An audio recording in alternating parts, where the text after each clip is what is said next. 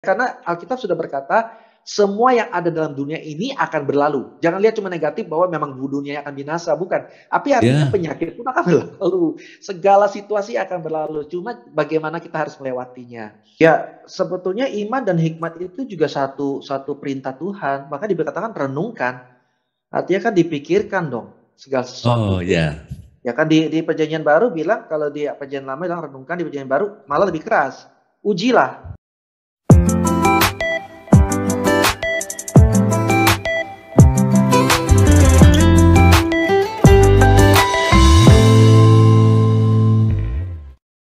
ya, salam saudara. Kita berjumpa lagi dalam acara Redemption Issues.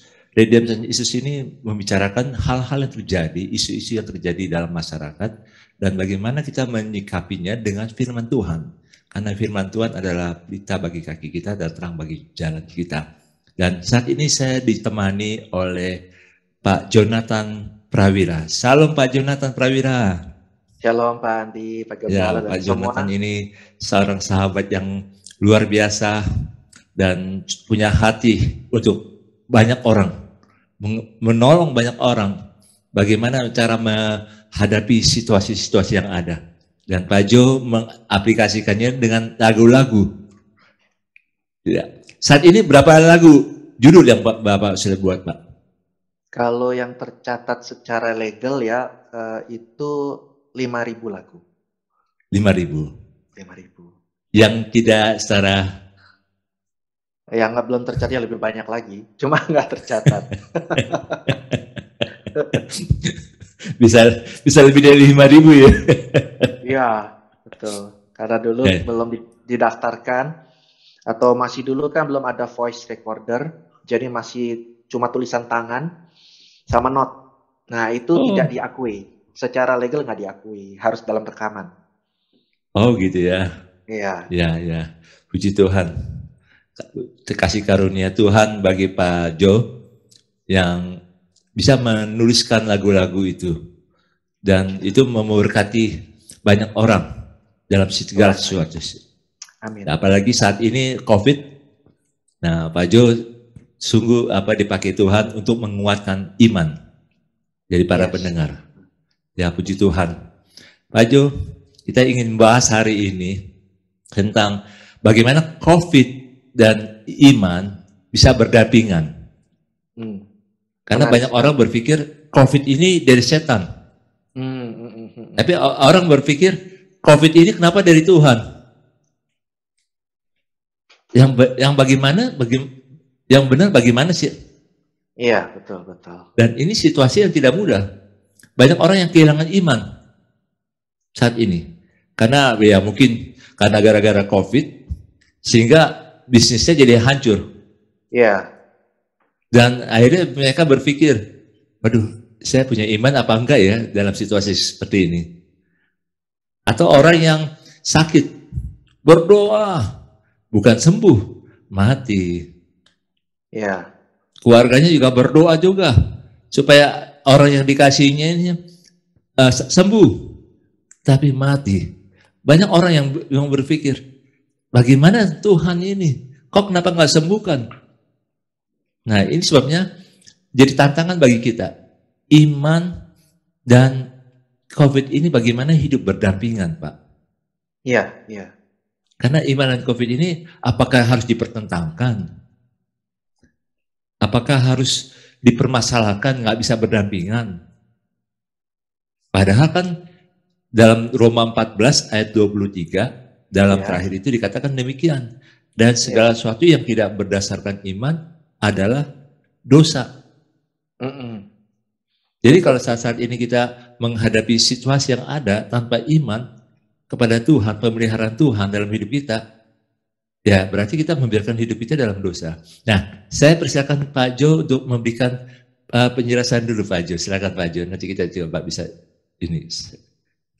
Iya, seringkali kita melihat bahwa eh, ketika ada peristiwa buruk ya, bukan cuma soal pandemi sebetulnya, itu pasti kontradiksi dengan iman, menyerang Ya, iman. Yaitu kenapa ketika tahun 2019 Bahkan sebelum itu, cuma saya fokus dulu ke 2019. Waktu itu saya mendapat lagu Ku berdoa dan berjaga-jaga hadapi tanda akhir zaman. Ku berdoa dan berjaga-jaga hadapi tanda akhir zaman, agar ku kuat dan ku melihat mujizat semakin kau nyatakan. Ya, waktu itu saya dapat lagu itu dari Tuhan, dan bukan cuma disuruh buat, tapi bahkan disuruh video klip yang lebih sering daripada lagu lainnya. Jadi kalau tidak salah lagu itu saya buat 4 video klip, karena selalu tergerak, selalu dibikin versi beda. Versi sendiri, versi rame-rame, ada versi ilustrasi, tanda akhir zaman. Saya heran, saya nggak nyangka bahwa ternyata sampai sekarang lagu itu pun di radio-radio tertentu masih ranking tinggi. Sampai sekarang. Tuhan. Ya, masih ranking mereka masih setiap kali ada pandemi. Lucunya begini, misal setelah keluar dari top hits katakan ya, tapi kemudian terjadi pandemi lagi begitu, gelombang-gelombang naik lagi lagunya. Jadi itu seperti mereka. Nah, buat saya ini sebetulnya sebelum suatu hal-hal besar terjadi, Tuhan sudah lebih dulu mempersiapkan kita sebetulnya. Dia sudah punya rencana. Karena di Alkitab ini pun pernah terjadi. Ya, sebelum umat Israel diperbudak, artinya sebelum Yusuf ke Mesir, sebelum Yakub dan peristiwa mimpinya Yusuf itu terjadi, di zaman Abraham, Tuhan sudah kasih tahu Abraham bahwa umat Israel akan diperbudak selama 400 tahun. Sudah duluan dikasih tahu. Nah, tetapi tanpa mereka sadari, mungkin dulu kan teknologi informasi kurang begitu sempurna, ya kan? Terjadi persis sekitar 400 tahun dibebaskan. Begitu. Jadi sebetulnya yang terjadi sekarang, sebetulnya sebelum pandemi terjadi, Tuhan sudah kasih tahu. Sudah, saya adalah saksi bahwa bahkan sebelum itu, ya jauh ketika Tuhan memberi saya lagu Ku Tak Akan Menyerah, Tuhan sudah kasih tahu sebetulnya. Mana situasi akan makin sukar dan sebagainya. Dan akan terus makin sukar. Tidak akan menambah mudah. Bahkan kalau mundur sebelumnya, penyertaanmu sempurna, rancanganmu penuh damai, aman dan sejahtera walau di tengah badai. Baru istilah-istilah itu kemudian pada muncul semua. Kenapa waktu itu saya berdoa dan Tuhan jawab gini, bahwa Tuhan bisa luputkan nggak kami dari krisis moneter waktu itu? Tuhan bilang luput, tetapi masa kesukaran akan terus. Jangan umatku kira setelah krisis moneter waktu 98 selesai semua baik-baik aja. No, akan terjadi terus, akan terjadi terus, akan terjadi terus. Sesuai dengan sesuai dengan firman Tuhan di 2 Timotius 3:1 bahwa pada hari-hari terakhir akan timbul masa yang sukar. Nah, masalahnya pesan itu nggak nyampe ke umat Tuhan. Masalahnya itu. Jadi masalahnya bukan di Tuhan. Tuhan sudah berkali-kali di setiap generasi itu pernah terjadi terus. Dan orang bukannya hatinya dipersiapkan ke tandanya. Orang selalu begini, setiap kali ada tanda itu langsung bilang Tuhan mau datang. Itunya loh yang melesetnya ke sono gitu. Jadi seakan-akan udahlah, lupakan semua, Tuhan mau datang. Nggak kejadian. Lupa lagi. Kemudian terjadi lagi di generasi berikutnya ada krisis lain lagi, ada krisis tahun 500-an, itu malah lebih banyak yang mati dari sekarang. Betul. Ya, pes kalau nggak salah, pes hitam atau apa. Pes, iya. Langsung berita, oh Tuhan mau datang, karena betul-betul suasana langit hitam, matahari ketutup. Iya, ternyata itu akibat dari gunung yang meletusnya besar, ketutup semua langit. Dan orang selalu bilang gini, oh Tuhan mau datang. Jadi selalu yang mereka fokusnya Tuhan mau datangnya. Padahal Tuhan sudah bilang, itu jangan difokusin. Kita nggak ada yang tahu kapan Tuhan datang. Tapi fokuskan ke tanda akhir zaman. Siap-siap terus. Karena berjaga-jaga terus. Karena tanda akhir zaman akan terus Tuhan ulang. Tuhan izinkan terulang. Supaya kita siap. Iman kita nggak down. Tidak terlena dengan dunia. Selalu diingatkan, bagaimanapun juga, kalau nggak dunia ini yang meninggalkan kita, dunia yang musnah, kita yang akan tinggalkan dunia. Betul. Bagaimanapun juga pasti salah satu sering meninggalkan. Ya. Betul. Nah, karena orang tidak diingatkan, tidak disiapkan, kalau bisa kita cek, lagu itu tidak dinyanyikan di banyak gereja. Ya, Ku berdoa dan berjaga-jaga. Sehingga ketika benar-benar kejadian, ya kaget semuanya. Tidak ada yang siap. Jadi sebenarnya persoalannya di titik itu. Nah, sekarang karena sudah lewat, ya sudahlah. Tapi lagunya sih masih relevan. Karena Ya, pandemi belum selesai-selesai. Jadi yang betul. saya bilang, orang ingat tuh, Tuhan sudah ingatkan, berdoa, berjaga. Apa sih yang harus dijaga? Nah, ini kembali ke tema ini, Pak. Meskipun Iya, kelihatannya nggak ada hubungan, sebenarnya ada. Karena saya ingat di Kejadian waktu itu membuat lagu ini, Tuhan kasih firman-Nya ini, Pak. Waktu itu Tuhan Yesus berdoa diiringi 3 orang. Ring satu Yohanes, iya, Yakobus, dan Petrus. iya, Ketika Yesus berdoa, mereka bukannya ikut berdoa, tidur semua. Semua tidur. iya. Tapi Yesus menegur mereka, tidak bisakah kamu berdoa Jaga. berjaga 1 jam? Iya, Yang ditegur Pak Gem, itu adalah Petrus. iya, Bukan Yohanes dan Yakobus. Loh, yang tidur semua, kenapa yang iya, ditegur Petrus? Karena Yesus tahu yang akan mengkhianati dia, yang akan menyangkal imannya, Petrus. iya, Jadi di situ Tuhan sudah bilang sama Petrus, berjaga, hati-hati, imanmu tuh sudah Jadi iblis tuh selalu mau mencuri iman kita dalam segala keadaan. Sebetulnya bukan hanya keadaan baik, jelek. betul, Dalam keadaan baik pun iblis bisa mencuri iman kita. Contoh Salomo. Apa sih betul, yang kurang dari Salomo? Toh iblis betul. curi. Jadi Iya, kalau kita selalu menjaga iman kita, siap menghadapi apapun, itu akan menolong kita untuk mengerti, oh memang iman itu harus dijaga, harus dirawat. Tuhan ya, sudah kasih iman ke setuju. kita, ya. Berkat itu salah satu iman atau keluarga atau sahabat atau apapun pelayanan, karir untuk kita rawat, untuk kita jaga, gitu termasuk iman. Makanya kan kita perlu menyembah Tuhan supaya iman kita terjaga. Jadi tanda-tanda orang hilang iman itu bukan tanda Tuhan jauh, enggak. Iya, betul. Tuhan tidak tergantung iman kita. Dia baik bukan karena kita beriman.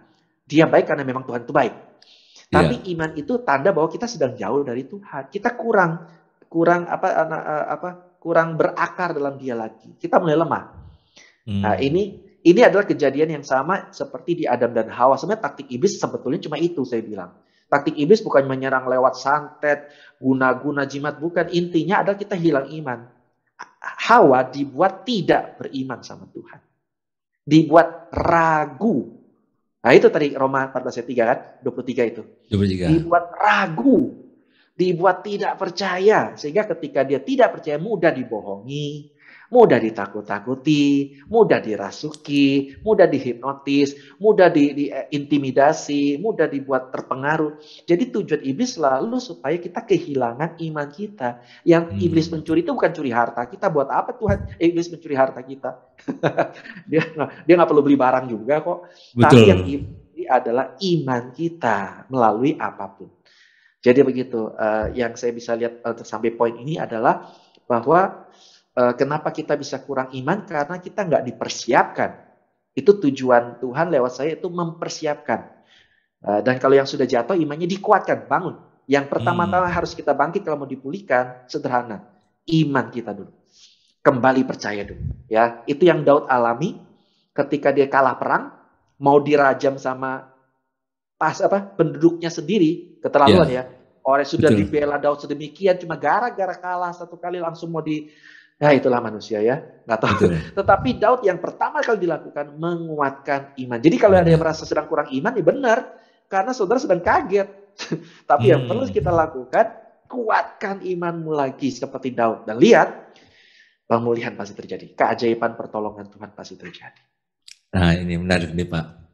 Jadi kita lihat itu iman itu sebenarnya kekayaan yang luar biasa yang Tuhan berikan kepada kita Pak ya. Yes, betul. Kalau dalam 1 Yohanes itu dikatakan itu benih ilahi. Benih ilahi. Betul, setuju sekali. Benih ilahi apa ya?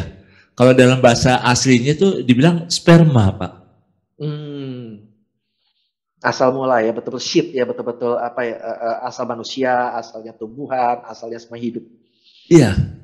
Jadi dalam diri kita yang percaya kepada Yesus itu ada benih ilahi, yaitu iman. Makanya dalam firman Tuhan dikatakan iman itu mengalahkan dunia. Yes. Iman itu yang sangat berharga. Betul. Dan saya setuju yang Bapak bilang tadi. Iblis itu ingin mengambil iman kita. Minimal mematikanlah iman kita. Yes. Betul. Sehingga kita nggak punya dasar yang kuat. Iya, kita nggak akan kuat. Betul. Nah pertanyaannya gini sih Pak. Gimana? Bagaimana iman itu berdampingan dengan COVID? Yes. Jadi kita harus melihat dulu COVID itu apa sih? Ya Ya, kan? Jadi ada yang bilang COVID itu hukuman Tuhan, ya supaya kita bertobat. Sebetulnya itu niatnya baik. Ya artinya memang ujungnya kita mesti bertobat. Tapi itu sebenarnya tanpa sadar itu sedikit membuat orang salah paham sama Tuhan. Oh ya, jadi Tuhan cara orang bertobat gitu, nyakitin dulu gitu, baru sembuhin. Itu ya, kan sebetulnya kalau kalau dari sisi Tuhannya itu nggak menolong dia sebetulnya, tidak membantu memuliakan dia gitu kan, menjelekkan namanya. Kalau si saya gitu misalkan, oh ini Jonathan lagi marah loh, oh misalnya lagi, oh tuh Jonathan marah, kamu lagi dihukum sama Jonathan, tapi nanti Jonathan sembuh. Ya kok gitu Jonathan? Sebetulnya gitu kan.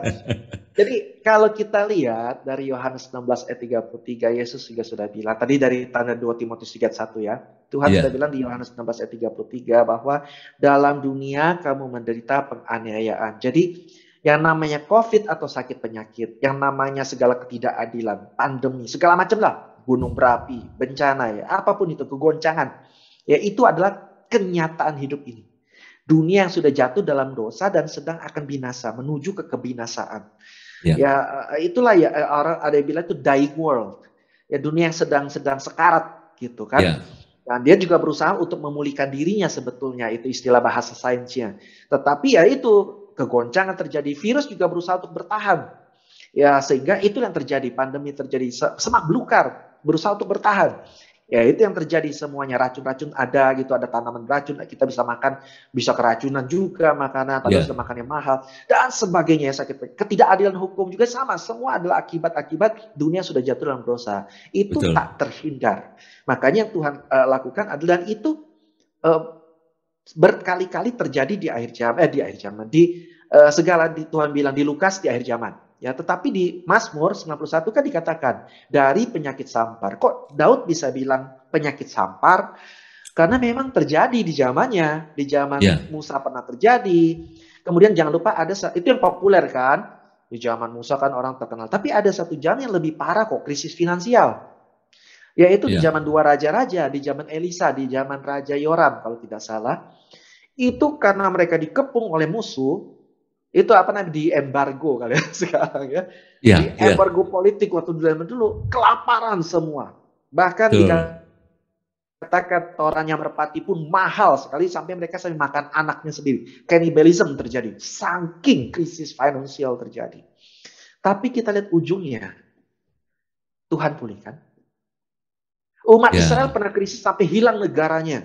Hilang loh. ya, Kita bisa bayangin nggak kalau Indonesia hilang terus kita nggak tahu mau kemana. Ini hilang.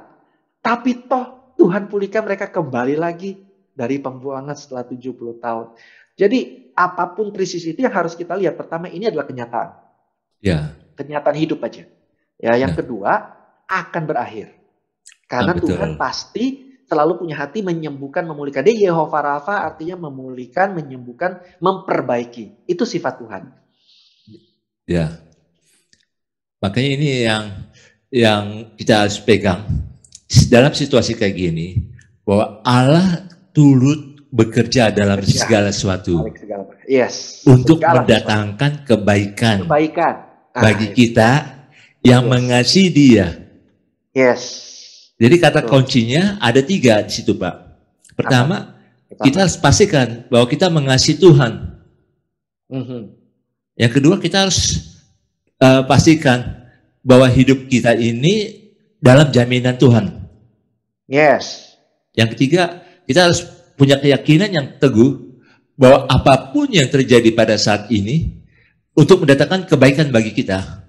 Yes. Karena Betul. Allah turut bekerja. Itulah Jadi, Tuhan. ini kekayaan yang luar biasa sebenarnya. Right. Jadi jangan mau hanya justru karena demi, ya kalau yang spekulasi dunia saya ngerti lah ya. Ya, Kita kan sebenarnya bisa protes loh. Ini ilmuwan kok selidikinya virusnya melulu. Kok obatnya enggak gitu. Sibuk jadi virusnya gitu ya kan. Jadi kesannya menakut-nakuti terus begitu. Tapi ya itulah dunia ya, kita nggak bisa komentar. Ya itu pasti kan ada virologinya. Karena Ya. harus cari masalahnya dulu baru obatnya kan begitu. Meskipun nggak ada obatnya ditemukan juga sih. Kan belum ya kan. Kita berdoalah semoga Tuhan buka jalan buat mereka bisa menemukan obatnya ya.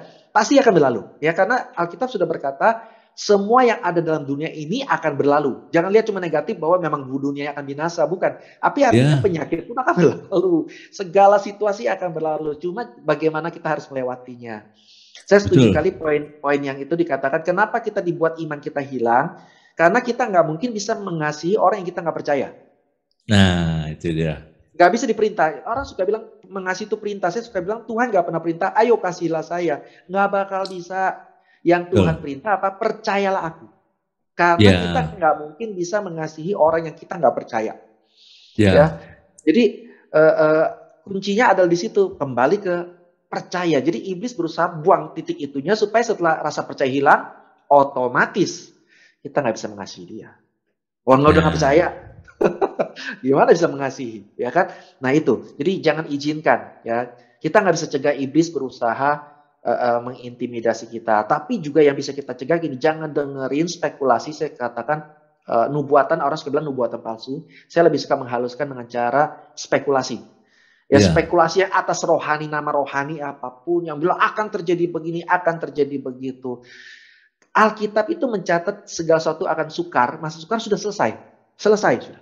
Nggak bilang ya, sukarnya apa. Yang banyak kemudian di bawah itu adalah ternyata sifat manusia, responnya. Jadi ternyata ya, yang harus kita perhatikan respon kita terhadap situasi susah. Karena respon yang berbeda akan menghasilkan situasi yang berbeda, hasil yang berbeda. Ya, dalam situasi krisis, Abraham dan Lot bertengkar, responnya Lot beda, responnya Abraham beda. Lihat yang ya, diperhatikan. Dan bahkan situasi krisis iman. Yudas dan Petrus sama-sama hilang iman. Tapi ya, Yudas responnya beda, Petrus responnya beda. Yang satu akhirnya selesai, ya bunuh diri. Yang satu akhirnya diangkat jadi pemimpin rasul. Bahkan dalam krisis iman, kan Petrus krisis iman. ya, Jadi bukan soal itunya, bukan soal itu, tapi respon kita setelah terjadi gini, kenyataan, oh saya lagi kurang percaya nih. Nah ini juga terjadi pada orang tua yang mengusir minta murid yang ngusir setan gagal. Pagam ingat ya, ceritanya? ya, Itu ya. jadi lagu ini. Tiada yang mustahil bagi orang percaya. Karena kalau buat Tuhan sih memang ada yang mustahil, gak usah dimomongin ya Betul. kan. Bukan ada yang mustahil bagi Tuhan. Ya iyalah. Tapi kenapa harus? Karena waktu itu orang tua yang tidak percaya itu ngomong sama Yesus, kalau engkau dapat Tuhan, tolong Tuhan anak saya. Sampai Yesus tegur kan, kok nanyanya Ya, gitu? Kalau engkau ya. dapat gitu. Kamu Ah, percaya nggak? Nah, saya senangnya orang itu ngaku. tolonglah Iya aku. Tuhan, aku percaya, tapi tolong aku yang nggak percaya ini. Jadi artinya dia bilang gini, saya percaya nggak percaya Tuhan. Tapi dia percaya dalam situasi percaya. Ya kan dia lihat kenyataan, gagal di setan diusir. Betul, Gimana? Nggak percaya dong saya gitu. betul. Tapi disuruh percaya. Ya percaya nggak percaya Tuhan, aku ngakulah, tolonglah Tuhan. Dan Tuhan tolong. Artinya apa? Sekali lagi Nah, ini bukan krisis menarik. imannya. Karena buat Tuhan gini loh, kita beriman nggak beriman, Tuhan tetap Tuhan. Betul. Kita beriman atau enggak, Tuhan tetap baik. Cuma ada orang bilang gini, kalau kamu nggak beriman, Tuhan nggak bikin mujizat. Loh, Tuhan bikin mujizat tanpa kita percaya, dia bikin kok. Tuhan bikin mujizat bahkan supaya orang percaya. Tujuan dia Ya, bikin mujizat supaya orang percaya gitu kan. Tetapi kalau kita tidak beriman, kita nggak lihat. Kita nggak ya, rasa itu mujizat. Kita nggak rasa bahwa kalau saya ini masih dikasih kesempatan hidup saat ini, itu karena mujizat Tuhan. Mestinya saya betul. udah nggak kuat. Ada banyak orang bunuh diri, banyak orang sudah nggak kuat, sakit karena nggak kuat, bukan sakit karena penyakit. Dia udah akhirnya sakit karena nggak kuat sudah, gitu. Hatinya udah nggak kuat. Dia meninggal karena memang udah nggak ada harapan hidup. Artinya ngapain hidup lah saya? Banyak loh. Tapi kita, walaupun kita mungkin depresi, kita kesel, kita putus asa, masih hidup loh. Tuhan masih kasih kita pikiran sehat, masih kita semangat berjuang. Artinya itu mujizat. Nah, ketika iman kita terjaga, itu akan kita lihat. Itu yang Tuhan mau kita lakukan. Jaga iman kita, kuatkan kepercayaan kita. COVID ini akan berlalu. Semua krisis akan berlalu. Nah, ini kenapa? Kalau kita lihat Ayub, Pak Gem, kan Ya, penyelesaiannya gampang sekali ya. betul. Ternyata saudaranya datang, nggak, maksudnya kalau dibilang nggak supernatural banget sih. Ya, Saudaranya datang pinjemin uang, ya kan? Lalu ya, kemudian Ayub kaya langsung 2 kali lipat. ya, Kenapa nggak dari awal saudaranya datang? Kenapa mesti Tuhan berperkara dulu dengan pergumulan iman Ayub? ya, Karena Tuhan tahu kalau Ayub langsung dikasih duit tanpa iman, dia bisa melakukan dengan dendam. Ah, gue nggak percaya sama Tuhan. Ya, aku Ya. berjuang sendiri. Kalaupun dia berhasil, dia akan tinggalkan Tuhan. Dia bilang, Tuhan gak ada. Tuhan bohong. Padahal Tuhan yang bantu. Makanya Tuhan bereskan dulu stresnya Ayub. Sampai pikirannya jernih. Sampai bisa melihat sesuatu dan clearly, jernih. Ya, melihat sesuatu masalah dengan sudut pandang positif. Ketika dia positif, ketika Tuhan kasih apapun di tangannya, berhasil. Jadi bagian kita kalau lagi merasa kurang iman, jadi jangan buru-buru dipulihkan dulu memang. Yang harus dipulihkan tuh hati kita dulu. Jadi Tuhan sedang mengizinkan hati kita diproses. Segala keraguan-raguan kita kelihatan. Jadi orang suka bilang gini kan, kenapa Tuhan nguji kita? Supaya Tuhan tahu iman kita. Tuhan pasti tahu. Ngapain nguji-nguji? Tuhan menguji kita supaya kita tahu iman kita sampai mana. Oh ternyata segini aja kekuatan saya Tuhan. Waktu saya sakit fisik saya kuat. Tapi waktu istri saya sakit langsung saya nyerah. Langsung gak percaya sama Tuhan. Nah itu gitu loh. Jadi Tuhan mengizinkan kita sekarang kita tahu iman kita seberapa. Ya, karena harta hilang karena ada pergumulan rumah tangga Nah, disitulah Tuhan mau perbaiki. Izinkan Tuhan pulihkan. Izinkan Tuhan kuatkan. Kalau sudah Tuhan perbaiki di bagian yang rusak, di Yehovah Rafa, dirafah oleh Tuhan. Ya, dipulihkan. Kalau kita sudah disembuhkan, dipulihkan, diperbaiki, kondisi pun akan diperbaiki. Mungkin orang lainnya nolong. Tapi kita bisa menolong diri kita sendiri. Karena Tuhan yang bekerja dalam kita. Kita bisa ketemu peluang yang tepat. Bisnis baru yang tepat. Permulaan baru yang terobosnya ternyata lebih baik dari sebelumnya. Itulah mujizat-mujizat yang Tuhan sedang sediakan. Justru buat kita yang semakin bergumul. Yang semakin sedang hilang iman. Itu yang Tuhan sedang sediakan. Makanya Tuhan bilang, jangan mau kamu. Tadi di ayat tadi dikatakan dihukum. Bukan Tuhan yang hukum. Kalau kita baca ayat sebelumnya, kita baca ya Pak, biar kita itu ya jelas. Ini kesimpulan yang tadi saya bicara soalnya. Di ayat 2, berpeganglah pada keyakinan. Makanya Tuhan bilang, pegang keyakinanmu. Ya, jangan izinkan iblis curi, jangan biarkan itu sendiri. Bagi dirimu sendiri, bukan buat Tuhan loh. Keyakinan itu buat kita. Berbahagialah dia yang tidak menghukum dirinya sendiri. Artinya, ketika kita hilang iman, kita sedang menghukum diri kita sendiri. Kita akan jatuh dalam tingkah perpikiran yang terkutuk, langkah yang terkutuk, salah langkah. Kalau istilahnya bahasa modern itu salah langkah, salah pikir ya. Kita lost. Kita emosi, kita lost, kita bingung, kita bimbang. Malah tambah serba salah. Betul. Makin ngomong makin salah. Akhirnya kita makin salah, makin marah. Makin marah, makin salah lagi. Akhirnya kita di dalam hukuman, lingkaran hukuman. Betul. Untuk menghindari lingkaran hukuman itu, berhenti menghukum diri kita dengan percaya. Ini menarik nih Pak. Jadi ada hal yang kita bisa menarik dari sini Pak. Banyak orang yang merasa yang tidak beriman. Dia pikir, aduh saya udah gak layak di hadapan Tuhan. Sebenarnya kalau waktu kita merasa gak layak, sebenarnya saat itulah kita boleh dilayakkan oleh Tuhan. Betul. Itu yang namanya grace. Yes, grace, mercy. Mercy. Karena tepat sekali. Grace itu ada sesuatu yang sebenarnya nggak layak. Yes. Kita nggak mampu. Nggak mampu dapat.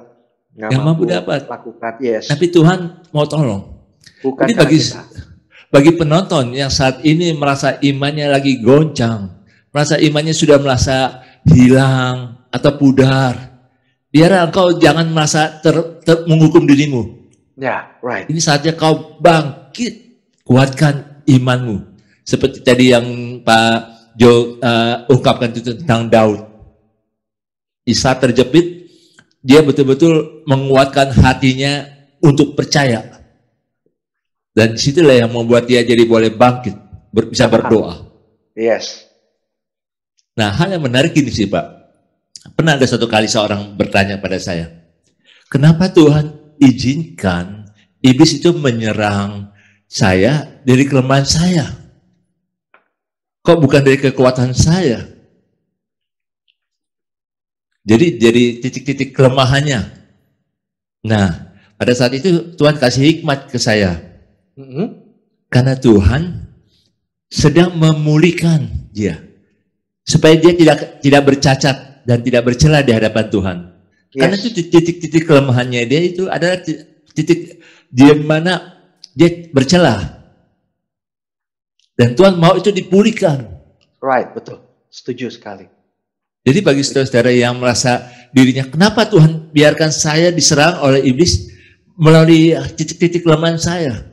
Kok nggak menjaga saya? Bukan Tuhan nggak menjaga, tapi Tuhan sedang menolong engkau untuk bisa dipulihkan, jadi tidak bercacat dan tidak bercela di hadapan Dia. Right, betul sekali. Itu Pak. Bagaimana menurut Pak Jo?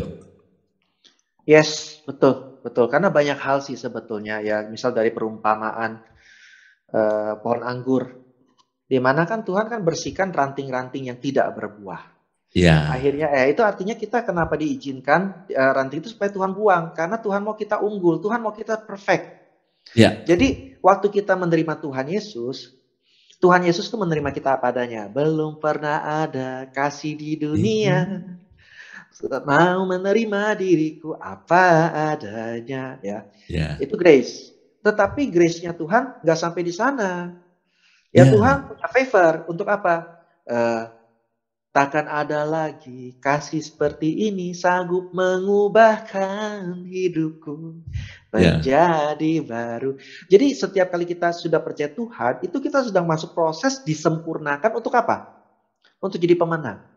Amin. Dan seorang pemenang itu nggak boleh ada kelemahan dong. Kalau dia punya kelemahan kan bisa dijatuhkan. Jadi yang namanya setiap olahraga atau apa, titik-titik kelemahan itulah yang justru dipakai untuk, ayo kamu dilatih di titik ini. Misal petinjunya kelemahannya perutnya yang dilatih.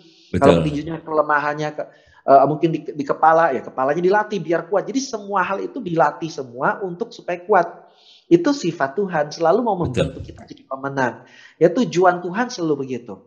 Ya, jadi itu yang pertama. Tetapi yang kedua, seringkali kita pakai alasan itu, dan saya ngerti. Ya sebetulnya itu kelihatannya rohani, tapi sebenarnya kita harus bilang gini. Itu nggak akan terjadi juga kalau kita tidak izinkan iblis. Ya misalnya, Yusuf tahu, dia lemah, dia lawan Tante Potifar. Dia kan nggak di sana terus, dan bilang enggak, saya akan kuat. Saya laki-laki takut akan Tuhan. Mau seperti apapun saya akan tetap bisikan. Enggak, dia juga lari dari situ. Artinya, ada suatu kehendak bebas dia untuk hindari hal-hal yang engkau tahu sudah sekarang. Itu lemah. Ya. Hindari. Nah, di titik mana engkau tidak terhindar, di situ Tuhan bela. Ya, betul. Jadi jangan juga itu iblis pakai gini kan, Tuhan kan ngerti, kamu kan lemah gitu kan. Ya, jangan mau, rugi. Sebab kalau kita selalu jatuh bangun, ya artinya kita nggak maju-maju dong. Kita selalu sibuk memikirkan di titik di mana kita jatuh bangun.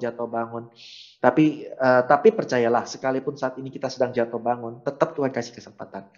Orang benar jatuh 7 kali, tapi dia bangkit lagi. Lihat, apa kurang degilnya si Simpson gitu loh. Udah tahu titik lemahnya itu tapi sengaja nantang. Nah, itu yang saya bilang itu Yusuf ya. Sekarang kita ke Simpson.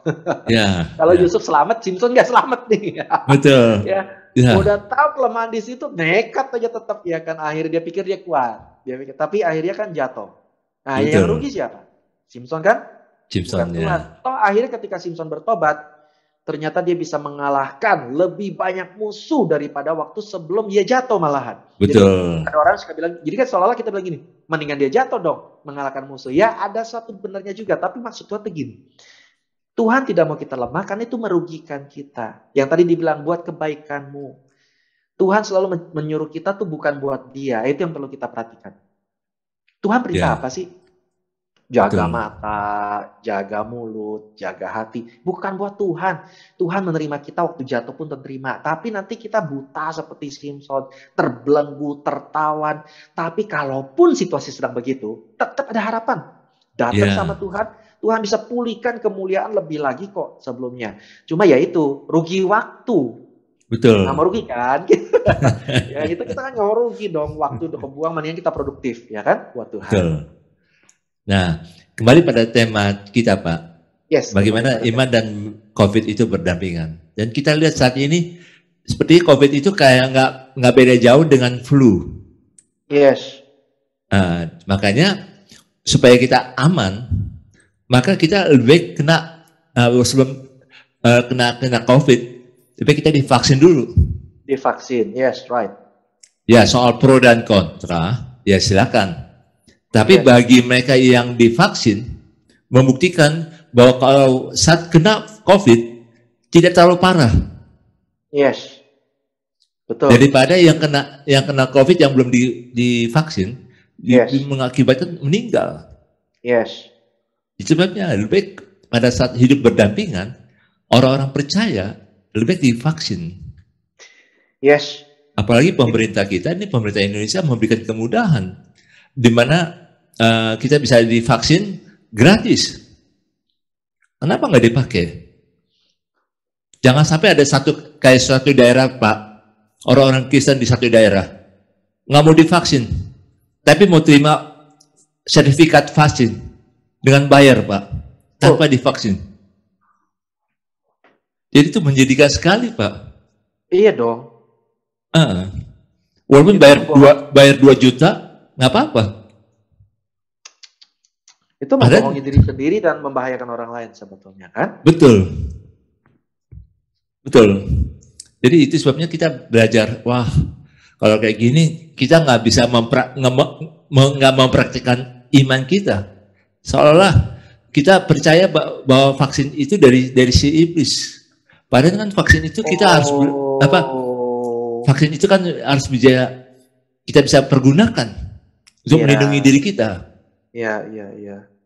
Nah itu sih yang saya belajar, Pak. Jadi COVID ini sebenarnya jangan kita anggap sebagai sesuatu yang menakutkan sekali. Iya, betul. Tapi kita diberikan hikmat oleh Tuhan. Bagaimana menyikapinya COVID ini. Dan kita juga harus berdoa tiap hari supaya ada perlindungan Tuhan bagi kita tiap-tiap hari. Memang dengan Omikron saat ini kan seolah-olah banyak orang yang sakit. Dari 2 gelombang yang pertama tidak sakit, tapi pada gelombang ketiga ini udah sakit. Tapi sebenarnya mereka itu karena punya iman, COVID-nya itu nggak parah. Nah itu yang kita bersyukur bahwa Tuhan memberikan kita iman, tapi juga ada hikmat dari firman. Yang sehingga kita bisa bagaimana berdampingan dengan COVID. Nah, bagaimana menurut Bapak? Ya, sebetulnya iman dan hikmat itu juga satu perintah Tuhan. Maka dikatakan renungkan. Artinya kan dipikirkan dong segala sesuatu. Oh, ya. Ya kan di Perjanjian Baru bilang, kalau di Perjanjian Lama bilang renungkan, di Perjanjian Baru malah lebih keras. Ujilah. Ya. Jadi kan artinya Tuhan tuh mengizinkan iman dan iman kepercayaan hati itu dengan pikiran tuh connected. Makanya dibilangkan sehati dan sepikir dalam Kristus. Ya, otak kiri otak kanan jadi satu. Nggak pernah Tuhan suruh bilang nggak usah pikir, nggak ada. Disuruh hitung terus kok. Membangun rumah, Yesus bilang. Nggak dibilang percaya aja, hitung dulu. Iya, betul. Cukup nggak? Nah, sekarang vaksin ini mari kita pikirlah, buat siapa sih? Ya kan, Tuhan mau kita sehat apa sakit? Sekarang obat itu siapa yang buat? Jadi kalau kita bilang vaksin itu dari setan, saudara, kita tanpa sadar orang yang ngomong gitu sedang bilang tuh iblis tuh lebih mau nyembuhin orang daripada Tuhan. Iblis lebih pintar dari Tuhan. Iblis bisa ngakalin Tuhan. Ya. Tuhan bisa ketipu kita vaksin gitu. Yang benar. Masa segitu sih Tuhan kita? Ya saya kan suka gitu ya Pak, ya gemnya santai. Ya berpikirlah. Ya kan? Masa sih Tuhan kalah sama taktik iblis kayak begitu? Kalaupun ada kutuknya, ada mantranya, dalam nama Yesus selesai kok. Betul. Ya kan? Sudah selesai. Apa yang ditakuti gitu kan? Betul. Nah, jadi jangan sampai kita berpikir gini loh, setiap kemajuan hidup itu teknologi ya, bahkan kita bisa singgung ya metaverse. Saya juga pernah dengar bahwa metaverse itu katanya juga suatu taktik iblis untuk menghancurkan iman anak Tuhan ya. Jadi seakan-akan kita sedang bilang bahwa segala yang modern, segala yang futuristik, segala yang dari masa depan itu iblis duluan. Lah, iblis nggak pernah menciptakan sesuatu kan? Kan yang disebut pencipta itu Tuhan loh. Tuhan yang menciptakan semua. Iblis niru. Jadi sebetulnya Tuhan yang kasih hikmat metaverse, Tuhan yang kasih hikmat obat, Tuhan kasih hikmat vaksin dan sebagainya untuk mengatasi masalah. Cuma oleh iblis mungkin dipakai, atau ada orang-orang yang I don't know lah ya tujuan mereka apa ya, dapat. Kan itu berdasarkan pewahyuan pasti mestinya kan. Betul. Pewahyuan. Sebab kalau dari hasil gini loh, ilmuwan itu sangat skeptik. Ya mereka juga nggak mau rugi. Kalau mereka lihat itu ada bahaya, nggak usah kita, mereka duluan yang lawan. Gitu. Ilmu itu sangat skeptik, agak pakai pewahyuan, dia kan pakai logika betul-betul, ya kan nggak mau tahu deh dia mau wahyunya yang ngomong siapa. Jadi please lah, ujilah setiap firman, termasuk yang kita bicarakan Pak Agam ya, itu perlu direnungkan dan diuji untuk kebaikan siapa. Kalau itu nggak baik buat kita, lupakan. Kalau ternyata yang saya ngomong dengan Pak Agam ngomong ini ternyata cuma buat kepentingan kami, forget it. Maka saya bilang Tuhan kasih perintah tuh nggak ada buat kepentingan Tuhan. Nggak ada, betul-betul. Malah ya, kalau saya kenapa bikin lagu Pak Agam? Saya dulu nggak suka pujian loh. Karena pikiran saya salah. Saya pikir enak aja Tuhan yang dipuji, haleluya, haleluya. Sayanya setengah mati. Ngapain saya muji Tuhan? Di situ Tuhan kasih saya kesadaran. Kamu ngeluh juga buat apa? Aku sih dipuji gak dipuji tetap Tuhan, kata Tuhan. Makanya saya dapat sekali mengajarkan orang gitu. Ingat, Tuhan tuh gak gila pujian.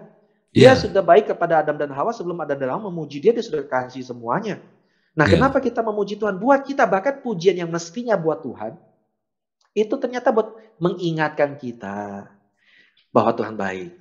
Ya, dunia boleh jahat, tapi Tuhan baik. Mengingatkan kita, percuma mengeluh, ayo bersyukur aja lah. Yang percuma sedih, bersuka cita lah. Jadi, ternyata pujian kita buat Tuhan itu buat kita loh. Itu semua pegang, termasuk pegang iman buat kita. Jadi, tujuan saudara adalah melakukan sesuatu. Ingat, Tuhan mau saudara sehat in dalam COVID. Apa yang Tuhan izinkan? Ya, Tuhan izinkan saudara divaksin, saudara izinkan Tuhan minum obat. Itu semua dari Tuhan. Iblis bisa nggak manfaatin? Bisa. Bisa aja semua bisa dimanfaatin sama iblis. Obatnya kita overdose aja. Fly deh. Ketemu bidadari, ketemu apa deh. Fly dah. Bisa. Jadi iblis selalu selalu pujian, musik. Bisa nggak bikin kita rusak? Bisa. Ganti lirik lah yang kacau-kacau. Jadi itu ciptaan Tuhan semua. Masa depan itu ciptaan Tuhan buat kita. Tapi iblis bisa merusaknya. Adam dan Hawa dikasih pohon. Yang bikin kacau kan si iblis. Selalu begitu. Betul. Ya, jadi percayalah kepada Tuhan. Jangan percaya pada manusia. Kita nggak, gini loh. Kadang-kadang orang suka bilang gini, percaya Tuhan itu 100% itu sama dengan percaya yang ngomong 100%. Tuhan tidak pernah suruh kita percaya 100% sama manusia. Ingat, Yesus saja tidak mempercayakan diri sama Farisi. Oh enggak, dia nggak mau percaya. Loh kok gitu? Ya dia percaya sama Tuhan doang. Ibaratnya kan dia menunjukkan kita percaya sama Tuhan, tapi ujilah, renungkan semuanya. Supaya kita nggak tertipu, gampang tertipu oleh spekulasi-spekulasi hamba Tuhan. Dia bilang, ini vaksin, jangan mau, nanti nggak terangkat. Ih, Tuhan kok gitu? Ya, kalaupun ya itu salah. Kalaupun itu salah ya. Buat Tuhan sederhana, minta ampun sama Tuhan. Sorry Tuhan, aku nggak tahu. Masa Tuhan nggak mau ampuni? Pembunuh aja Tuhan ampuni loh. Pembunuh loh. Apalagi kita nggak sengaja. Misalnya vaksin ini ternyata katakanlah dari iblis ya. Katakan loh, tapi saya nggak yakin. Saya tidak percaya vaksin itu dari hal yang jahat. Katakan itu hal yang jahat. Terus sudah vaksin, gimana nih? Minta ampun ya, sorry ya Tuhan, aku nggak tahu. Betul.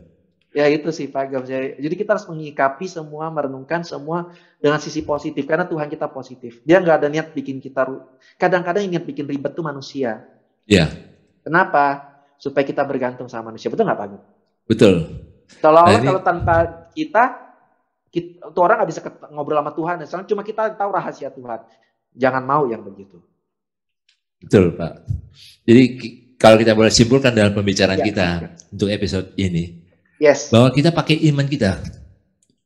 Pada saat iman kita lagi lemah, kuatkan hati kita untuk tetap percaya kepada Tuhan. Dia yang memelihara kita, dia yang bertanggung jawab kepada kita. Tapi kalau misalnya masalah itu sepertinya sangat besar bagi kita, sangat berat bagi kita, kita percayalah bahwa Allah turut bekerja dalam segala sesuatu untuk mendatangkan kebaikan bagi kita. Asal kita mengasihi dia. Tetap mengasihi dia. Dan yang penting, jangan dengar dengan ajaran-ajaran yang menyesatkan. Seolah-olah itu vaksin dari setan. Vaksin itu bisa menyesatkan. Karena vaksin itu menolong kita. Karena COVID ini pasti akan berlalu. Dan kita harus melewati masa-masa seperti ini. Dan kita menjaga tubuh kita sebagai bait Allah. Itulah kira-kira kesimpulan kita pada saat ini Pak Jo. Setuju Pak Jo. Terima kasih Pak Jo untuk kesempatan yang indah sekali ini. Kita nanti akan ketemu lagi dalam episode berikutnya tentang banyak hal lagi dalam redemption issues ini. Ya, Tuhan Yesus memberkati Pak Jo Dan saudara, inilah redemption Yesus.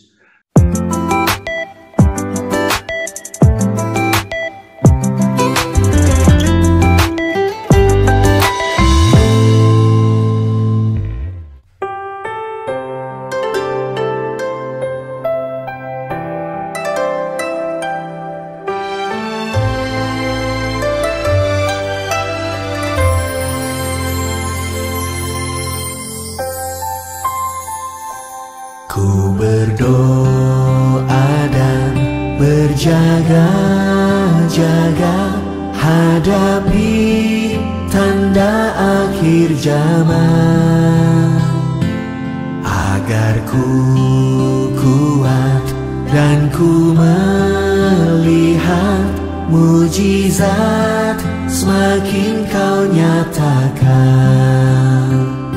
Seperti anak darah yang bijaksana, layak menyambut pengantinnya. Ku mau siap sedia bagimu Raja, di saat hari Tuhan tiba.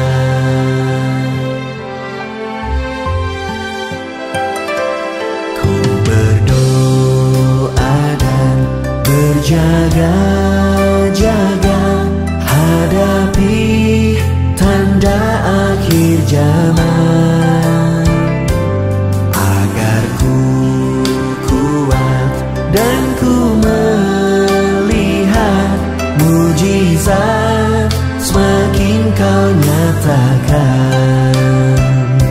Seperti anak darah yang bijaksana, layak menyambut pengantinnya. Ku mau siap sedia bagimu Raja, di saat hari Tuhan tiba.